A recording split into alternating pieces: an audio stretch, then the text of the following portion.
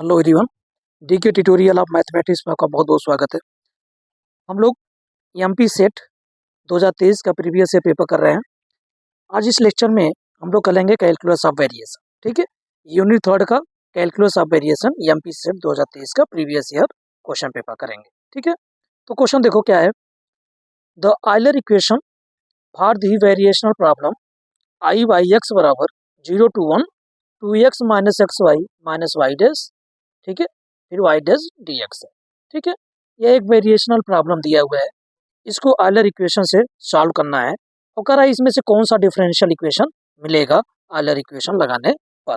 ठीक है, तो देखो आयलर इक्वेशन क्या होता है। तो यहाँ पे देखो जो मुझे फंक्शन दिया हुआ है, एक्चुअली क्या दिया है, F X Y Y dash बराबर, ये आपको दिया हुआ है कितना, वाई डैश का मल्टीप्लाई करके लिखना कितना होगा, 2x Y dash minus X Y Y dash minus Y dash का स्क्वायर, ये आपको दिया हुआ है। ठीक है, तो ये F X Y Y dash है। तो आयलर इक्वेशन क्या कहता है, आयलर इक्वेशन होता है del F upon del Y minus D upon D X del F upon del Y dash बराबर कितना होता है, 0। ठीक है, ये होता है आयलर इक्वेशन। तो इस फंक्शन का अगर del F upon del Y करोगे, वाई के रिस्पेक्ट में डिफरेंशिएशन करोगे पार्शियली, तो कितना आएगा, ये पूरा कांस्टेंट होगा, 0 हो जाएगा। इसका होगा एक्स वाई डैश, कितना आएगा, एक्स वाई डैश, और वाई डैश का स्क्वायर है, इसका अगर वाई के रिस्पेक्ट में डिफरेंशिएशन करोगे तो हो जाएगा 0, कितना हो जाएगा, 0। ठीक है, तो एक्स वाई डैश आएगा minus D upon D x. अब del upon del Y dash करोगे, अगर वाई डैश के रिस्पेक्ट में डिफरेंशिएशन करोगे पार्शियली, तो ये होगा 2x माइनस, इसका कितना आएगा, माइनस एक्स वाई माइनस इसका आएगा 2y डैश बराबर 0।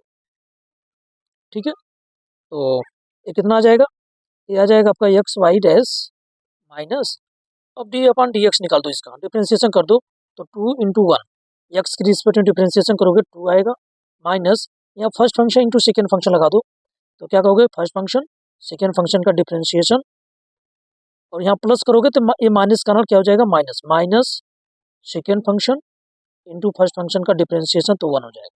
ठीक है, माइनस, और वाई वाई डैश का अगर डिफ्रेंसिएशन करोगे एक्स की रिस्पेक्ट में, तो आएगा 2y डबल डैश बराबर 0।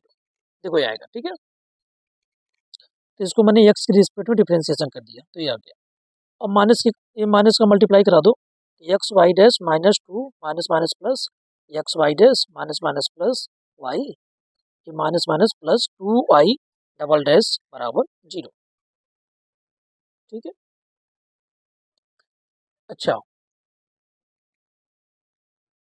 ठीक है, देखो यहाँ पे जब वाई डेल अपन डेल वाई निकाल लेते तो कितना आएगा, माइनस एक्स वाई डैश आएगा ना, तो यहाँ पे माइनस एक्स वाई डैश है, राइट, ये माइनस एक्स वाई डैश है। ओके, अब देखोगे X Y dash cut cut जाएगा, क्या बचा, ये बचा Y plus Y 2y double dash minus 2 बराबर 0।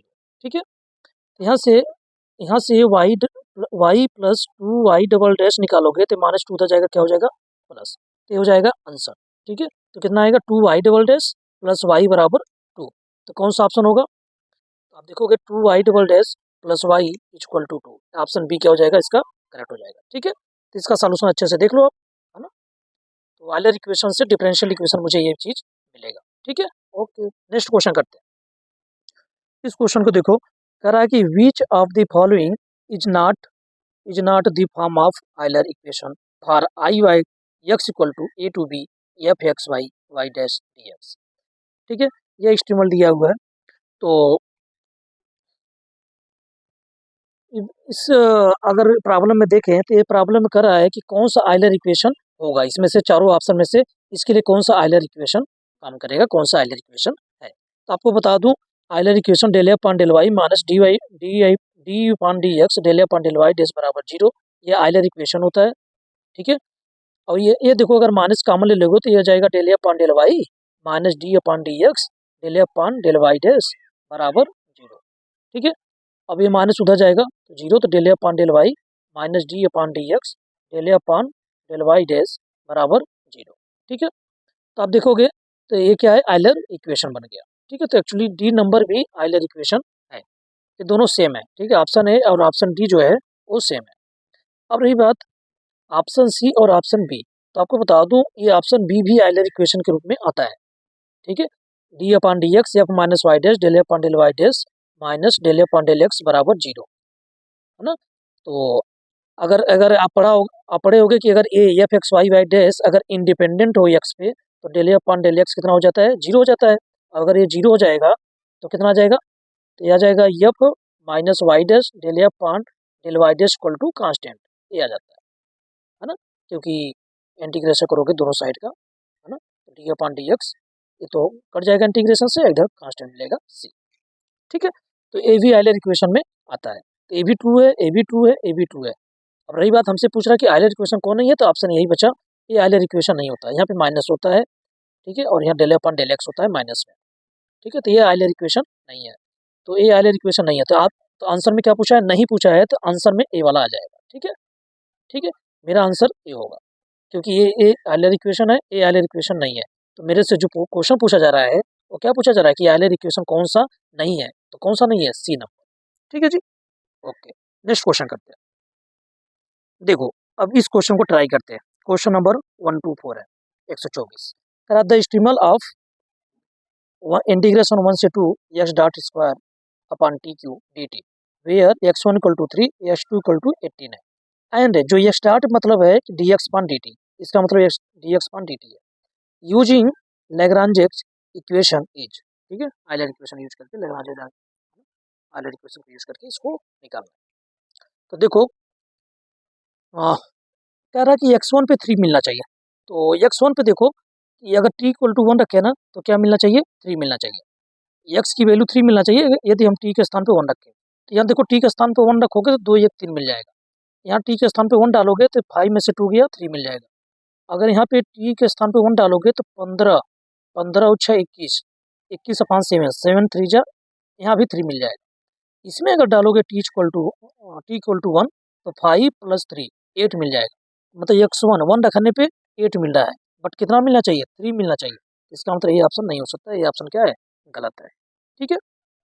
अब x2 रखने पे 18 मिलना चाहिए, तो x t के स्थान पे 2 रखो तो 18 मिलना चाहिए, 2 स्थान पे यहाँ t के स्थान पे 2 रखोगे तो ये 18 मिलेगा, यहाँ भी 18 मिलेगा, यहाँ भी 18 मिलेगा। तो इसका मतलब ये ऑप्शन अभी हम डिस्कार्ड नहीं कर सकते, लेकिन इस एक कंडीशन जब सेटिस्फाई कराया तो एक ऑप्शन जरूर डिस्कार्ड हो गया, ठीक है। तो बड़े शॉर्टकट पहले यही यूज किया करो कि जो कंडीशन दिया रहा करे क्या सेटिस्फाई कर रहा है कि नहीं कर रहा है, जो सेटिस्फाई नहीं करेगा उसको तुरंत काट दो कि वो आंसर नहीं हो सकता, ठीक है। अब बट ये दूसरे पॉइंट पे ये सारे सेटिस्फाई हो रहे हैं और पहले पॉइंट पे भी सेटिस्फाई हो रहे थे, इसलिए इनको डिस्कार्ड नहीं कर पाया, इनको अब सॉल्व करना पड़ेगा, ठीक है। बट एक ऑप्शन तो डिस्कार्ड हो ही गया। चलो अब दिया है आपको फंक्शन, क्या दिया हुआ है, एक्स डॉट और टी, ये बराबर दिया हुआ है एक्स डॉट का स्क्वायर अपॉन टी, ठीक है। अब यहाँ से आयलर इक्वेशन यूज करो, तो डेल अपॉन यहाँ वाई के स्थान पे एक्स दिया है, ठीक है, तो डेल अपॉन डेल वाई होता है, मतलब del X minus D upon D T del F upon del Y dash मतलब डेल एक्स डॉट बराबर 0। अब अब ये दिया हुआ है फंक्शन ना, तो इसका एक्स के रिस्पेक्ट में अगर डिफ्रेंशिएशन करोगे पार्शियली तो 0 हो जाएगा, minus D upon D T. अब इसको अगर एक्स डॉट के रिस्पेक्ट में करोगे, एक्स डॉट के रिस्पेक्ट में तो आएगा 2 X dot upon T Q बराबर 0, ठीक है। अब यहाँ से अगर इंटीग्रेशन ये आ गया minus D upon D T 2 X dot upon T Q बराबर 0, और दोनों साइड का अगर इंटीग्रेशन करोगे तो ये हट जाएगा, इधर क्या आएगा, कांस्टेंट, 0 प्लस कांस्टेंट, है ना, तो आ जाएगा 2 X dot upon T Q बराबर कांस्टेंट, ठीक है। तो यहाँ से आ गया 2 एक्स डॉट का मतलब होता है D x upon D T, अब टी क्यू उधर जाएगा तो क्या हो जाएगा, मल्टीप्लाई हो जाएगा, तो आ गया सी टी क्यू, ओके। अब इस डी टी को इधर भेज दो तो हो जाएगा 2 डी एक्स बराबर सी टी क्यू और डी टी, ठीक है। इसको C1 मान लेता हूँ थोड़ी देर के लिए, C1 T Q D T, ठीक है। अब दोनों तरफ इंटीग्रेशन कर दो तो इधर हो जाएगा 2 कांस्टेंट बाहर डी एक्स, इधर C1 कांस्टेंट है बाहर टी क्यू डी टी, तो 1 का इंटीग्रेशन एक्स की रिस्पेक्ट में एक्स आ जाएगा, 2x बराबर C1। अब अगर टी क्यू का इंटीग्रेशन करोगे टी के सापेक्ष तो टी के पावर 4 अपॉन 4 प्लस C2 ये मिलेगा। इसका मतलब जो भी आंसर आएगा यहाँ पे क्या होगा, टी के पावर 4 होना है, टी के पावर 4 प्लस कांस्टेंट आएगा, ठीक है। तो यहाँ क्या कर रहा है, टी के power 4 constant T square plus constant है ना, यहाँ कांस्टेंट, और टी की पावर यहाँ प्लस कांस्टेंट, टी की पावर क्यू यहाँ प्लस कांस्टेंट। इसका मतलब टी की पावर 3 नहीं आना चाहिए, टी की पावर 4 आना चाहिए। ठीक है, तो माइंड में तुरंत काम कर जाना चाहिए कि आंसर यही हो सकता है। ठीक है, लेकिन फिर भी पूरा अच्छे से निकालते हैं इसको।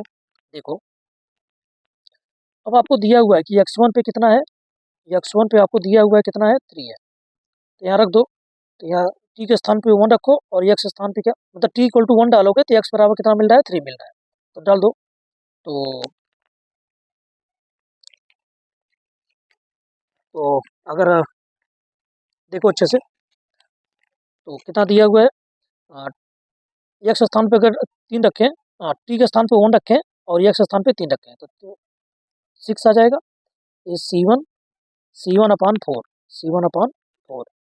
प्लस C2 ये मिलेगा। ठीक है, ये 6 4 जा 24 बराबर C1 plus 4 C2, equation number first. अब करा कि टी को x2 पे कितना मिल रहा है, x2 पे आपको मिल रहा है 18, मतलब टी इक्वल टू 2 डालेंगे तो 18 मिलेगा, तो रख दो इसमें, इस वाले में।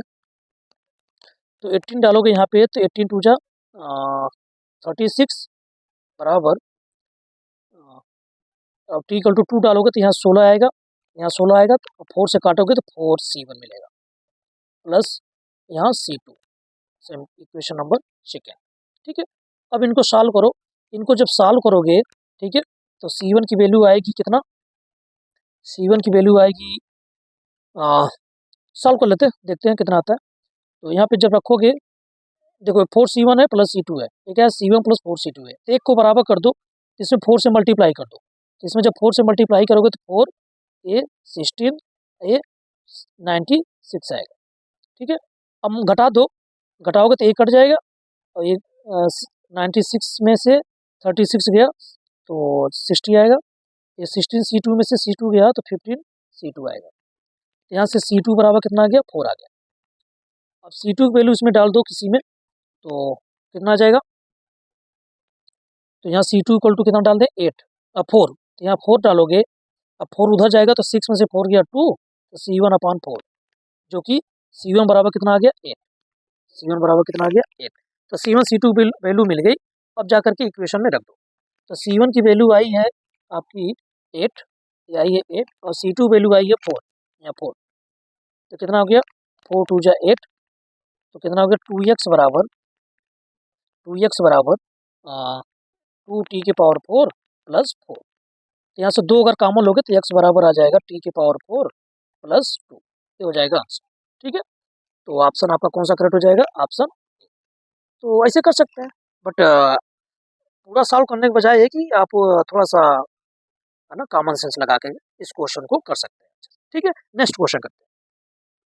इस क्वेश्चन को देखो, क्वेश्चन नंबर 127 है, the extremal of the functional I equal to 0 to 1 y dash square plus 12xy dx है, satisfying the condition y 0 equal to 0 y1 equal to 1 is attained on the curve. अब देखो ये condition का satisfy कराओगे सभी में, तो सभी सेटिस्फाई करेंगे, इस पे भी इस पे भी, तो इस कंडीशन से ऑप्शन डिस्कार्ड नहीं हो पा रहे हैं, तो थोड़ा सा इसको आइलर इक्वेशन लगा के आगे बढ़ाते हैं। तो देखो आइलर इक्वेशन होता है del upon del Y minus D upon D X del upon del Y dash बराबर 0।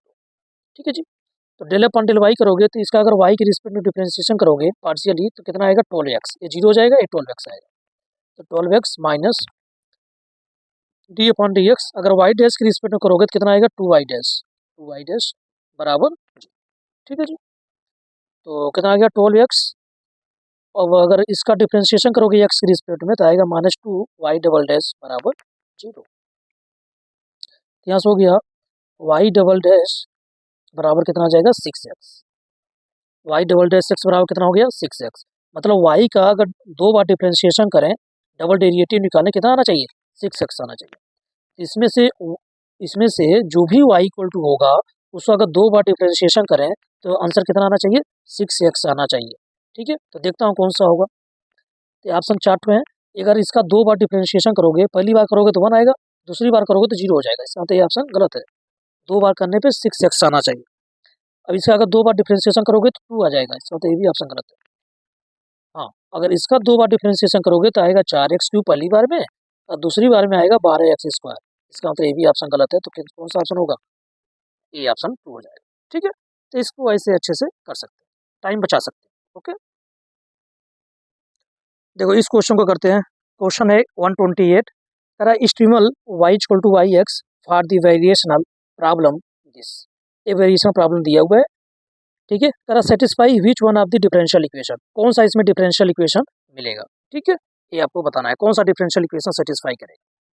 तो अब क्या करो, आइलर इक्वेशन लगाओ, अपने यहाँ पे डिफरेंशियल इक्वेशन मिल जाएगा। तो देखो, तो F X Y dash equal to क्या दिया हुआ है, वाई प्लस वाई डैश का स्क्वायर दिया हुआ है। राइट है, तो आइलर इक्वेशन लगाओगे तो del F upon del Y, ठीक है, minus D upon D X del F upon del Y dash बराबर क्या होता है, जीरो।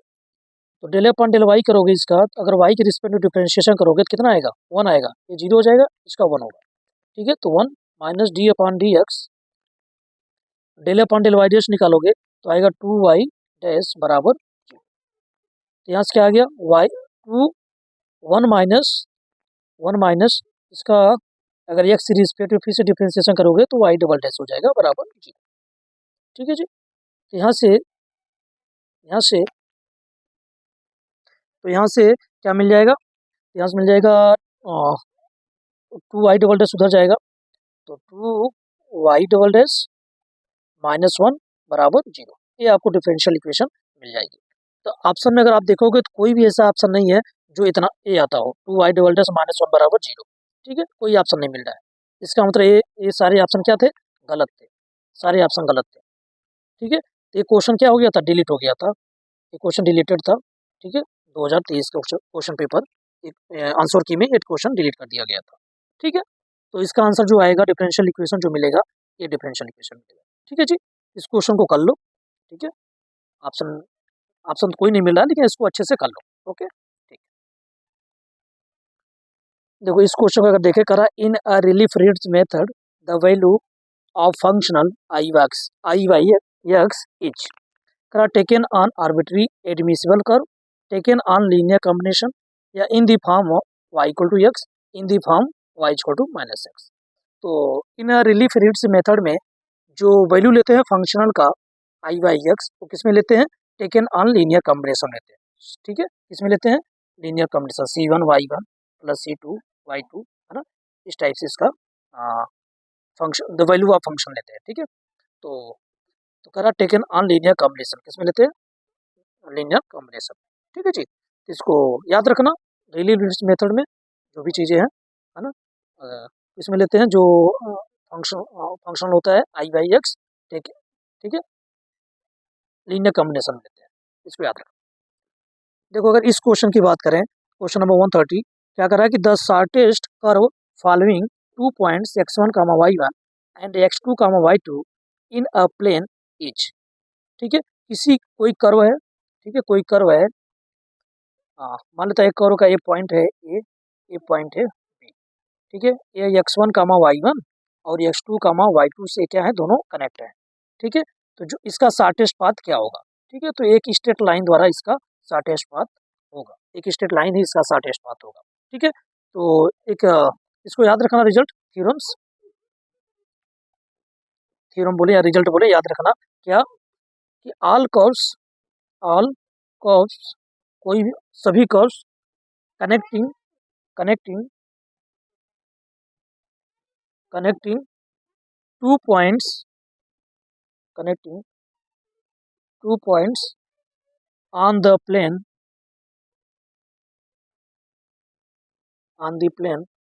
a straight line